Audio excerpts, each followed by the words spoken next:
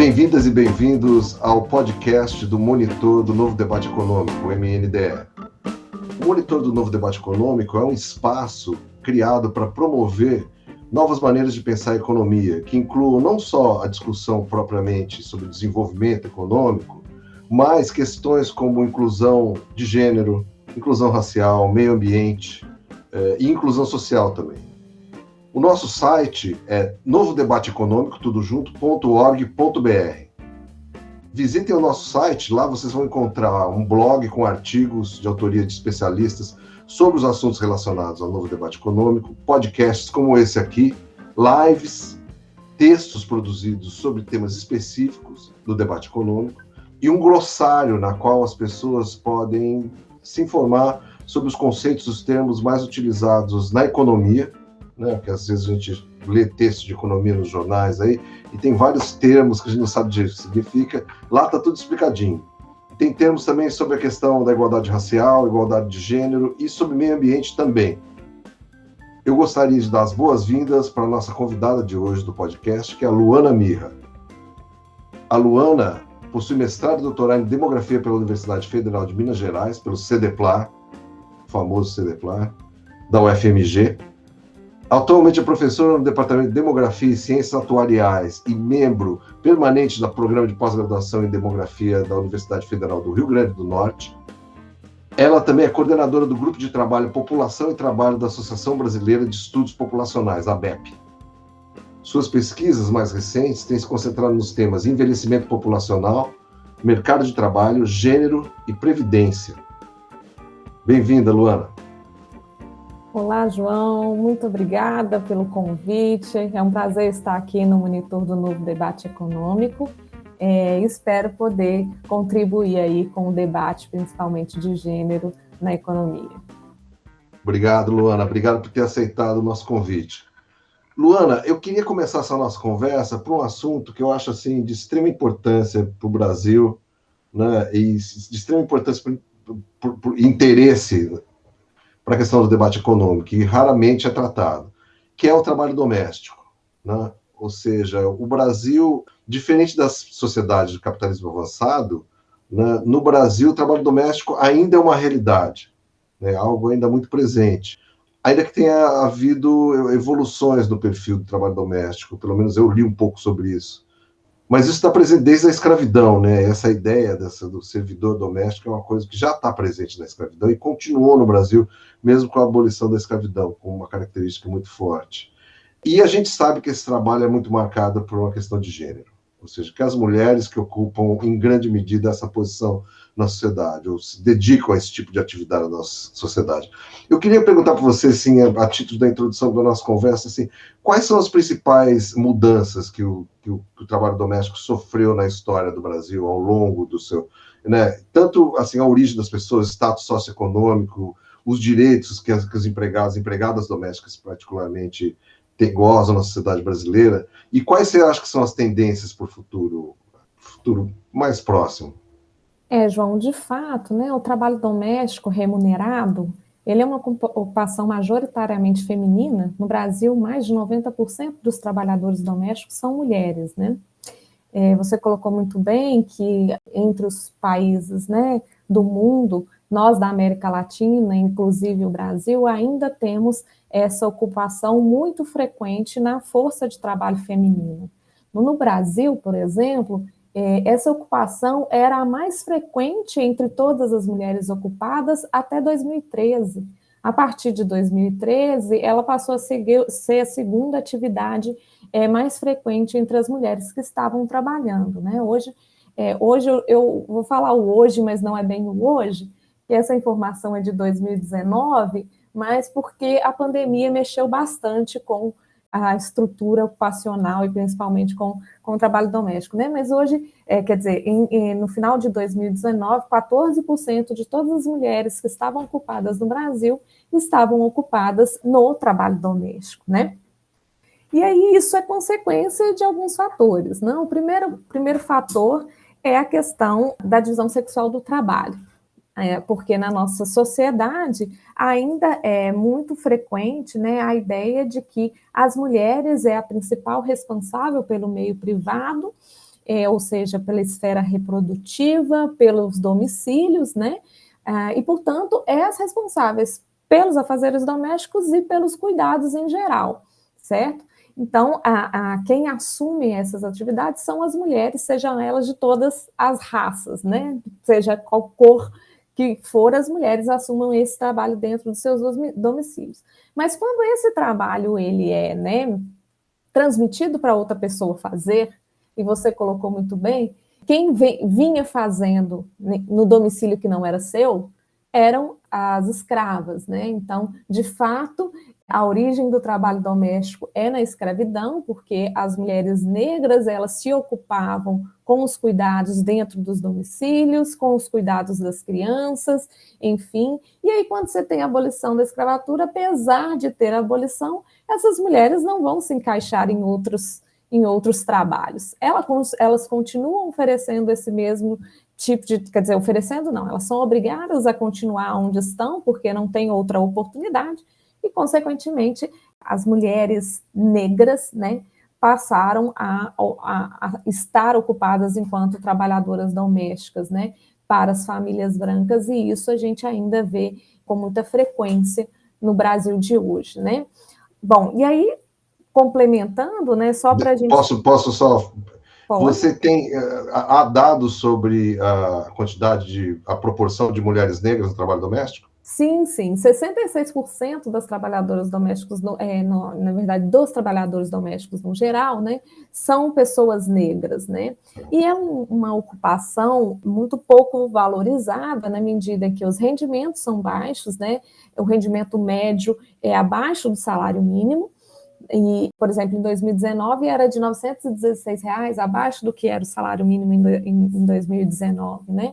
E aí essas mulheres, elas são menos escolarizadas, elas acumulam características de gênero, raça e classe que dificultam elas se inserirem em outras ocupações que não, né, o trabalho doméstico. Então, acaba que é para as mulheres de menor escolaridade, negras de baixa renda, acaba sendo uma das pouquíssimas opções de trabalho remunerado para elas se inserirem, né?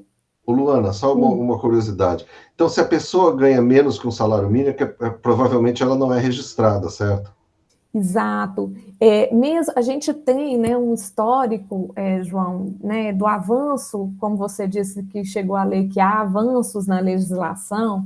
Para a gente só ter um contexto, né, a legislação das domésticas ela se iniciou lá em 1972 com a Lei Especial 5859, que era a que tratava, até então as domésticas não eram consideradas trabalhadoras, né? E aí passam a ser consideradas trabalhadoras, mas com direitos muito distantes dos demais trabalhadores brasileiros, né?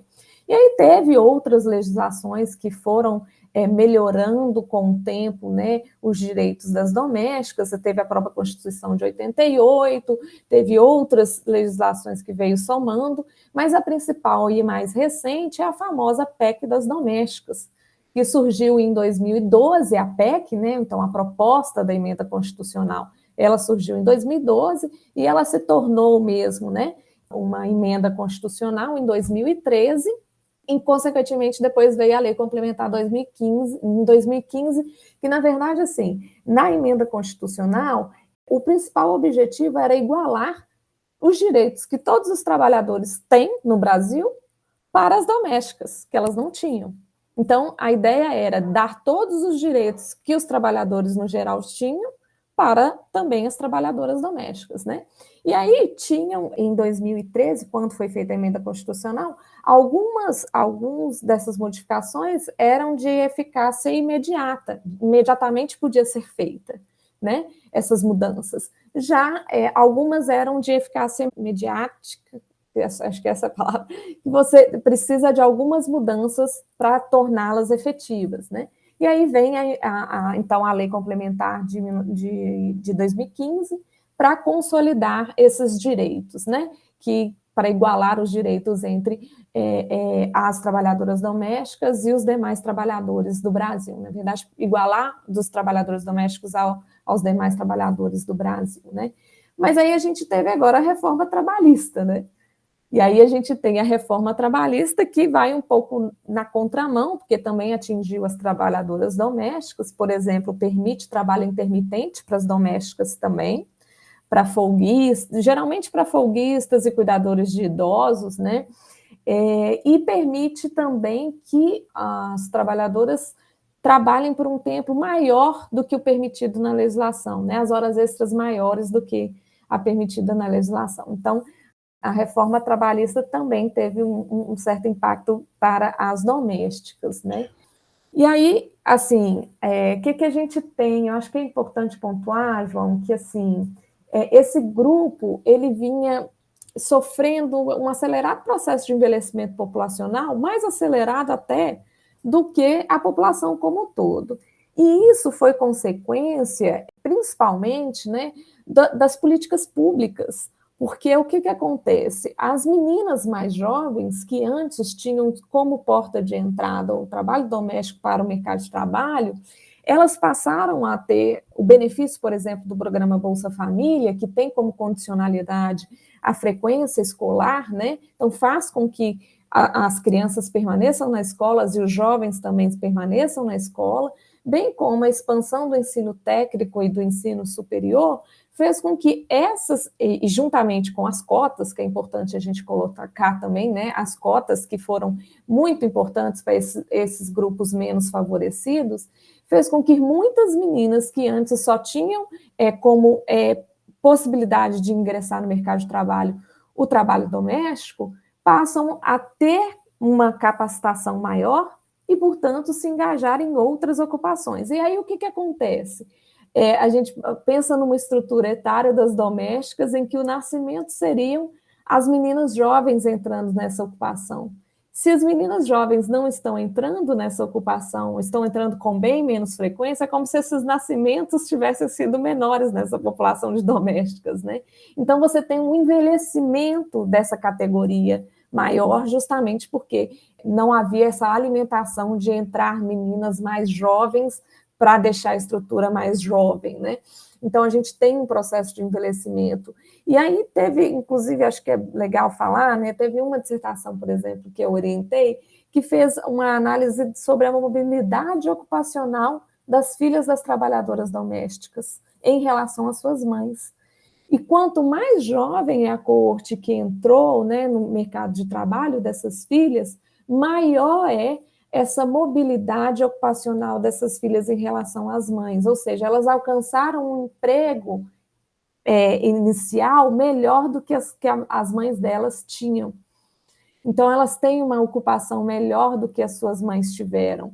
E quanto mais jovem essas meninas, né, essas coortes de meninas entraram no mercado de trabalho, maior é essa mobilidade. Isso mostra o impacto das políticas públicas que aconteceram nos anos 2000, principalmente, sobre a mobilidade de meninas que antes provavelmente seguiriam como no trabalho doméstico e não em outras ocupações. Mas você saberia dizer que agora, com essa nova crise econômica e, assim, crise geral do país, isso não está se revertendo, não? Então, essa é uma grande preocupação, né? Porque, assim, na verdade, o trabalho doméstico remunerado, eles, né, perenemente, desde 2012, ele vem empregando cerca de 6 milhões de pessoas, né, no Brasil, quer dizer, vem ocupando 6 milhões de pessoas no Brasil. E com a pandemia, a gente teve um cenário não visto ainda nos anos recentes, né, de uma queda muito brusca no trabalho doméstico, né, na contratação desse trabalho doméstico. Por exemplo, né, a gente teve uma queda, só para contextualizar, de 1,42 milhões de trabalhadores domésticos. Se a gente comparar o último trimestre de 2019 com o primeiro trimestre de 2021, que era o dado mais recente que a gente tem da PNAD contínua, a gente tem uma queda que é maior do que o total de trabalhadoras domésticas do Nordeste, para você ter ideia. Esse 1,42 milhões é um montante maior do que o total de trabalhadores domésticos no Nordeste. Então, é como se todos os trabalhadores domésticos do Nordeste não estivessem mais trabalhando. né? Só para a gente ter uma dimensão. Mas aí você atribui isso provavelmente a uma crise econômica na classe média que cortou esse gasto. Não, então, isso é efeito da pandemia, eu acho que são vários fatores, né? O primeiro fator que contou mais foi a necessidade do distanciamento social e muitas pessoas deixaram de contratar com este medo, né, de contaminação. Além disso, teve muitas famílias que perderam, sim, renda e que não podem mais gastar com uma trabalhadora doméstica na mesma proporcionalidade que se gastava antes, ou nem mesmo gastar nada, né? Então, a gente tem realmente uma mudança na pandemia muito forte para as trabalhadoras domésticas, porque a queda foi muito, muito forte, né? E o mais impressionante, que eu acho que cabe informar, é que, assim, ao longo da pandemia, tá? Foi uma variação ao longo do tempo, né? No terceiro trimestre de 2020, bem no meio da pandemia, aí, foi o pior momento, em que no Nordeste, por exemplo, houve uma queda de mais de 1/3 das trabalhadoras domésticas informais, 34% de queda, né? Mas quando a gente olha o agregado hoje, né, então a data mais recente hoje que eu estou dizendo é primeiro trimestre de 2021, que é o dado que a gente tem, a queda maior não foi nas informais, foi nas formais, que já eram tão pequenas, né? No Brasil, por exemplo, apenas 28% das domésticas eram formalizadas. Né? 72% eram informais. Mas a queda, proporcionalmente falando, né, em termos percentuais, tá? Foi maior isso nessa janela, tá? Que eu estou falando. Na janela para 2021, foi maior nas formais do que nas informais. E aí é uma preocupação que a gente tem com esse futuro, que você me perguntou, e esse futuro aí, né? Como vai ser? Eu não sei se vai continuar com esse processo de envelhecimento, ou se essas meninas também não vão, né, precisar oferecer esse tipo de trabalho novamente, se não tem emprego em outras áreas, né? Isso é algo que é uma hipótese, que pode acontecer ou não, né? Mas eu acho que a preocupação é se haverá mais precarização para esse trabalho doméstico, porque se a formalização, né, foi a mais afetada, caiu ainda mais, essa recontratação das trabalhadoras domésticas, será que não vai ser de uma forma, contratar, por exemplo, quem contratava de forma formal vai passar a contratar uma diarista, por exemplo, ao invés de uma mensalista?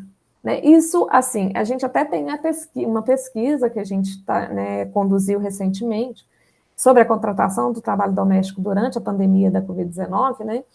E aí uma das perguntas que a gente faz é sobre a necessidade do trabalhador doméstico para os contratantes. A pesquisa foi direcionada aos contratantes trabalhadores domésticos. E um dado importante, assim, que a pesquisa nos traz é que cerca de 31% dos contratantes respondentes disseram que pretendem diminuir a contratação dessas trabalhadoras ou não mais contratar. E, assim, seria ótimo se o emprego doméstico estivesse sendo reduzido, né? Se o trabalho doméstico, que é uma ocupação tão precária, estivesse sendo reduzido, por causa dessas mudanças ocupacionais, ou seja, elas estivessem se engajando em outras ocupações, mas não é isso que está acontecendo. Elas não estão se engajando em outras ocupações. Então, essas mulheres estão sem renda. Então, e aí é preciso pensar em políticas para dar algum suporte de sobrevivência para essas mulheres, né? E são mulheres responsáveis por domicílios, grande parte delas, né? Que contribuem significativamente para a renda domiciliar também. Muitas são mães solo, então é um grupo que não é só uma mulher, né? É uma família inteira que está sendo afetada, né? Entendi. Você já começou a falar isso. Então, o impacto da pandemia sobre as trabalhadoras domésticas tem sido, assim, o pior possível, o que você está dizendo? Sim, se a gente olhar os grupos de atividades ocupacionais no Brasil, né, o serviço doméstico foi o segundo mais afetado. O primeiro foi alimentação e alojamento, que está totalmente ligada ao turismo, né?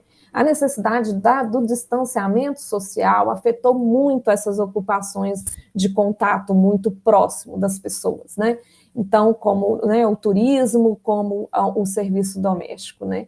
E isso nos preocupa muito, porque a gente está numa situação em que muitas mulheres estão sem nenhum trabalho. E isso é preciso pensar nessas políticas para a sobrevivência, não só delas, mas também de quem depende delas, que são as famílias, né? Mas, baseado no que você disse, quer dizer, na época que o Brasil estava indo bem, vamos dizer, economicamente, como existe uma abertura maior do mercado de trabalho para as mulheres, então havia, na verdade, uma possibilidade de alternativas ao trabalho doméstico, certo?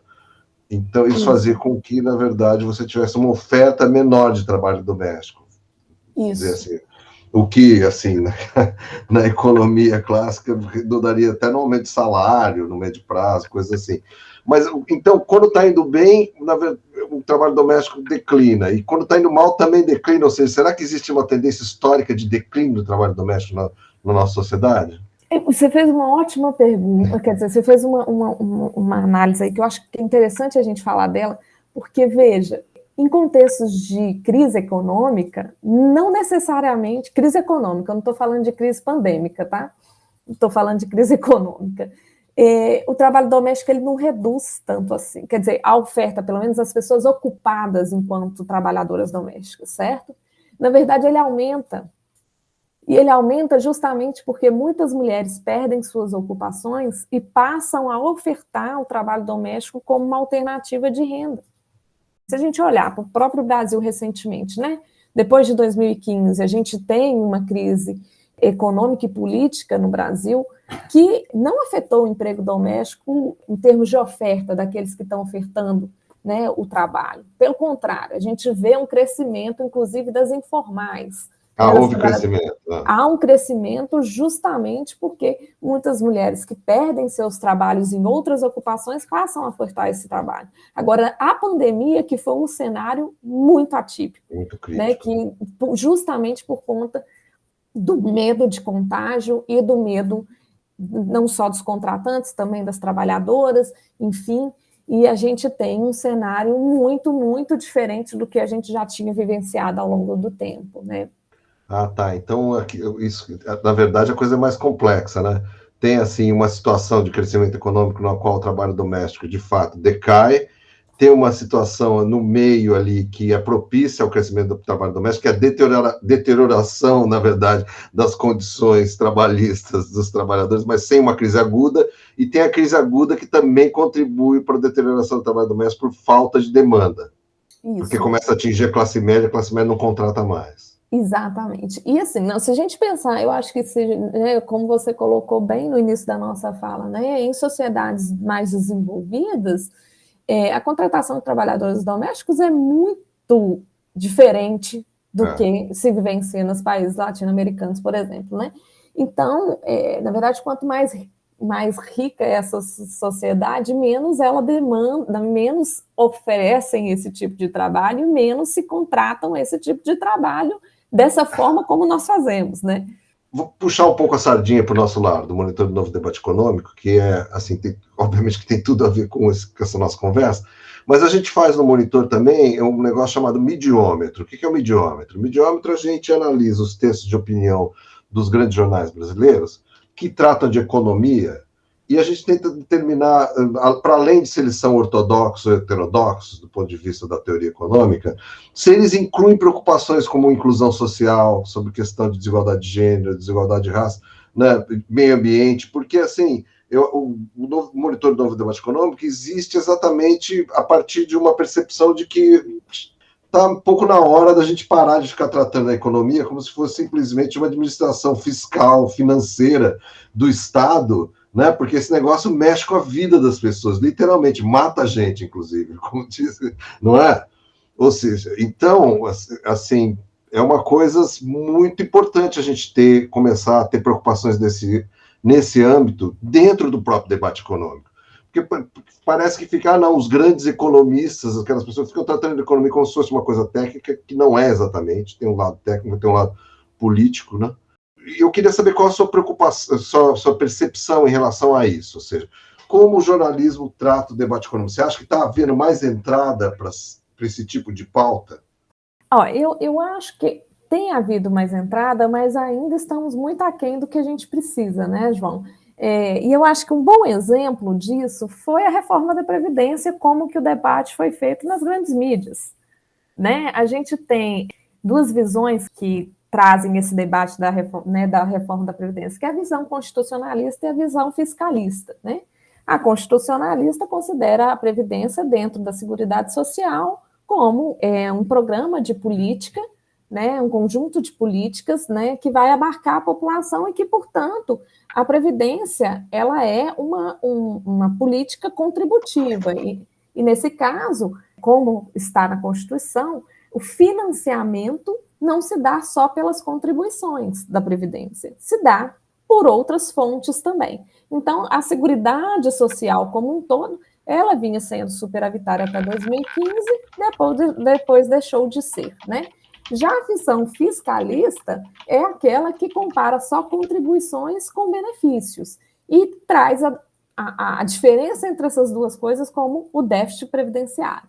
Então, por exemplo, na grande mídia, a gente vê muito essa visão fiscalista o tempo todo, né? Traz muito essa visão fiscalista, que é uma visão que desconsidera enquanto uma política pública a previdência social.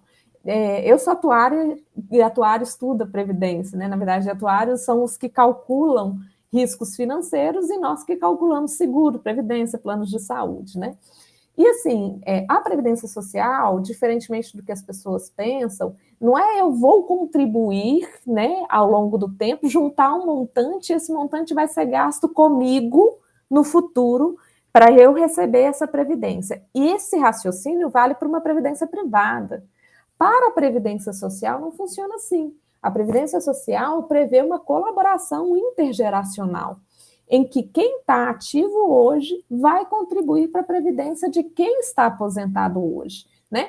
Então, meu pai contribuiu para o pai dele, né? Assim como eu estou contribuindo para o meu pai e para o meu avô, que o meu avô está vivo ainda. Então, é uma colaboração intergeracional, bem como uma colaboração em diversas áreas, em diversas outras características. Por exemplo, as mulheres contribuem por menos tempo do que os homens, justamente porque elas saem mais do mercado de trabalho, porque elas precisam cuidar das famílias, elas acabam permanecendo mais na informalidade, porque elas precisam conciliar as duas coisas, trabalho e família. Então, elas contribuem bem menos ao longo do tempo do que os homens. O rural contribui menos do que o urbano. Então, você tem compensações. E tem um outro financiamento que vem dos municípios, estados e governo para arcar com essa previdência, né? E aí a mídia coloca que é uma questão fiscal, né? Tem muita essa interpretação que é uma questão fiscal e esquece que é uma política. E que essa política, por exemplo, quando a gente tinha uma diferença de 5 anos a mais de contribuição para os homens e a menos para as mulheres, isso era uma tentativa de minimizar ou de recompensar o tempo que as mulheres, né, gastam com o trabalho doméstico não remunerado, que é aquele que todo dia tem que se fazer, mas que se não fizer, a pessoa não sai sem um café da manhã, né, para trabalhar, ela não sai com uma roupa amassada para ir trabalhar. Então, esse trabalho invisível, que a maioria quem faz são as mulheres, ele é essencial para a sustentabilidade da vida humana, mas que era parcialmente reconhecido aí na nossa Previdência, mas com o debate da reforma, a gente vê que assim, a mídia desconsidera por completo essa questão da necessidade de equidade de gênero, e aí a gente vem, por exemplo, com a reforma da Argentina, recentemente feita, em que as mulheres terão um ganho de tempo na contagem da Previdência, todas as mulheres que forem mães. Então, a gente vê aí o quão diferente, né, tem sido essas discussões de reforma da Previdência em países vizinhos, né, vizinhos ao nosso. Então, eu acho que a mídia ela vem tratando ainda de uma forma ainda pouco incisiva algumas questões que precisavam ser mais debatidas e mais evidenciadas para o público em geral, né? A gente tem muito ainda, esse trabalho doméstico que as mulheres fazem de cuidado ainda é muito invisível para a sociedade e naturalizam para as mulheres, né? Como se fosse obrigação das mulheres. E aí eu acho que falta, sim, um debate que encare melhor um pouco essas questões. Tem havido, a gente vê, né, mais, eu estou dizendo assim, nas grandes mídias mais populares, né, a gente vê muito pouco disso sendo debatido. Quando a gente vai, né, para mídias mais específicas, a gente vê um debate qualificado, importante, mas que são pouco acessíveis à população em geral. E eu acho que o que a gente precisa é que esses debates cheguem às pessoas como um todo, né? E não a um grupo muito seleto. Não, perfeito. A sua resposta quanto à questão de equidade de gênero na reforma da Previdência, muito boa. Gostei muito da maneira como você mostrou isso. É muito triste, eu acho, porque você pega, por exemplo, esses grandes meios de comunicação, vamos pegar os meus televisivos a cabo, tipo Globo News, onde tem um pouco mais de debate. Aí eles, para discutir isso, chamam um jornalista, o jornalista dá uma opinião totalmente fiscalista, aí chama um professor da FGV, que dá outra opinião também, que fiscaliza a mesma opinião, basicamente, e aí eles fecham a matéria e não colocam ninguém para dar uma outra versão dos fatos, não é verdade? Exatamente, João, acho que você tocou muito triste, bem. É isso, e é uma visão assim, aí você fala, gente... Terrível. É terrível, porque, veja, foi uma reforma que penalizou demais as mulheres, muito. E a gente tem... E não foi debatido isso nas grandes mídias. E só pensaram em mudanças para reduzir despesas. Quando, na verdade, não se discutiu nada para aumentar a receita, né? E a gente tem diversos fatores influenciando nessa receita que poderiam ser modificados e nada é discutido, entendeu? E penalizam de novo grupos que já são tão vulneráveis, né? Fora que falta uma discussão também, está reduzindo despesa, mas em cima de quem, na verdade, né? Ou seja, o impacto disso também é desproporcional, não é um impacto linear. Isso, exatamente. É um impacto que vai afetar principalmente, assim, pessoas que já eram mais vulneráveis. Claro que, assim, vamos pensar, as pessoas que recebem salário mínimo, elas não vão ser tão afetadas mesmo, porque é garantido o salário mínimo como benefício. Mas o cálculo do benefício, que mudou completamente, né, e reduziu muito os valores dos benefícios, não vai impactar tanto para aquela população que recebe um salário mínimo. Mas aquela que já recebe um pouquinho mais do que um salário mínimo, haverá um grande impacto, né? Então, a gente tem uma situação que vai afetar uma parte importante da população e afeta muito as mulheres, né? Afeta grupos que já não contribuíam, como as trabalhadoras domésticas, muito provavelmente vão continuar sem contribuir, porque até mesmo as domésticas que recebem um pouco mais do que o salário mínimo, se a contribuição for a mais do que o salário mínimo, por exemplo, não vai fazer diferença nenhuma, porque quando ela for aposentar, a média dela, a forma de cálculo, muito provavelmente vai dar abaixo do salário mínimo. E ela vai receber um salário mínimo que é a garantia. Então, é muito desproporcional, assim, não foi... eu acho que foi uma reforma que penalizou muito certos grupos, né? Como você disse, não foi linear. Bom, Luana, chegamos ao fim do nosso podcast. Você está ouvindo um podcast do Monitor do Novo Debate Econômico, o MNDE, que é um espaço dedicado à discussão sobre novas formas de pensar a economia, que vão para além do debate entre ortodoxia e heterodoxia, e incluem preocupações com inclusão de gênero, inclusão racial, inclusão social, meio ambiente, novas pautas na discussão econômica. Hoje a gente teve um papo muito interessante aqui com a Luana Mirra, que é doutora em demografia e professora da Federal do Rio Grande do Norte. Eu queria convidar todos que estão assistindo a visitar a nossa página na internet, Novo Debate Econômico, tudo junto.org.br. Tem muito conteúdo sobre o que a gente falou aqui e outros temas mais. queria agradecer imensamente a presença da Luana e a disposição dela de conversar, dessa conversa tão interessante com a gente. Obrigado, Luana. Eu que agradeço a oportunidade, João, e espero que esse podcast alcance mais e mais pessoas, como a gente discutiu aqui, né? Obrigada pela oportunidade de contribuir.